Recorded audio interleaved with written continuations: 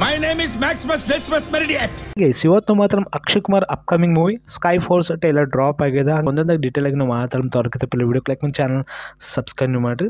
First ನಾವು ಮಾತಾಡಬೇಕಂದ್ರೆ 2024 selfie ಮೂವಿಯನ್ನು ಬಂದಿತ್ತು ಅಕ್ಷಯ್ ಕುಮಾರ್ದು. ಅಂತ ಪರಿ ಅದು ಮೂವಿ ಸಕ್ಸಸ್ ಆಗಲಿಲ್ಲ. ಫಸ್ಟ್ ಇದು ಮೂವಿನೂ ರಿಲೀಸ್ ಇಲ್ಲಿ ಮಾಡ್ಲತ್ತಾರ ಜನವರಿ 24ಗೆ. ಟೈಲರ್ ಸರಿಯಾಗದ, ಬಟ್ ಏನೋ ವೈಬ್ ಬರಬೇಕೈತಲ್ಲ, ಅಂಥ ಪರಿ ವೈಬ್ ಬಂದಿಲ್ಲ. ಲತಾ ಮಂಗೇಶ್ಕರ್ ವಾಯ್ಸ್ ಇಲ್ಲಿ ಸಾಲಿಡ್ ವಾಯ್ಸ್ ಅದು ಕೇಳಮಟ್ಟಿಗೆ.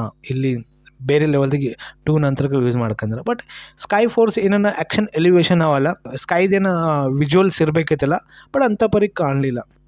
ಇಲ್ಲಿ 2-3 ಡೈಲಾಗ್ಗಳವ, ಸೊ ಅಂಥ ಪರಿ ಅಫೆಕ್ಟ್ ನಮಗೆ ಅನಿಸ್ಲಿಲ್ಲ. ಅಕ್ಷಯ್ ಕುಮಾರ್ ಒಂದು ಡೈಲಾಗ್ ಆಯ್ತಾನ ತೇರಾ ಬಾಪ್, ಈ ಥರ ಒಂದು ಅದು ಡೈಲಾಗ್ ಅಫೆಕ್ಟ್ ಕಾಣಲಿಲ್ಲ ನನಗಂತ. ರೀಸೆಂಟ್ಲಿ ನಾವು ಇದ್ರ ಮೇಲೆ ಎಷ್ಟೋ ಮೂವಿಗಳು ನೋಡಿವಿ.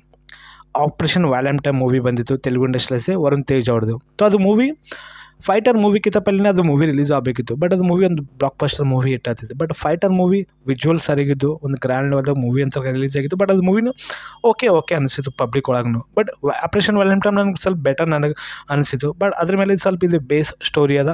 1965ದಾಗ ಏನು ವಾರ್ ಆಗಿತ್ತು, ಏರ್ ಕ್ರಾಫ್ಟ್ದು ಏನೇನು ಸ್ಟೋರಿ ಇತ್ತು, ಅದು ಪ್ರೆಸೆಂಟೇಷನ್ ನಮಗೆ ಕಾಣ್ಲತ್ತದ. ಬಟ್ ಇಲ್ಲಿ ನಾವು ಅಂತೀವಲ್ಲ ಸಾರಾ ಅಲಿ ಖಾನ್ ಅಲ್ಲಿ ಮತ್ತು ಇಲ್ಲಿ ಅಕ್ಷಯ್ ಕುಮಾರ್ ಇನ್ನೊಬ್ಬರು ಆ್ಯಕ್ಟರ್ ಫಿಲ್ಮ್ನಲ್ಲಿ ಯಾರಲ್ಲ ಅಂಥ ಪರಿ ಅಫೆಕ್ಟ್ ಅನ್ಸಲ್ಲ. ಅಕ್ಷಯ್ ಕುಮಾರ್ನು ಅಂತೀವಲ್ಲ ಏನೋ ಮ್ಯಾಜಿಕ್ ಅವ್ರು ಕ್ರಿಯೇಟ್ ಮಾಡಲಾಗ್ಯಾರ.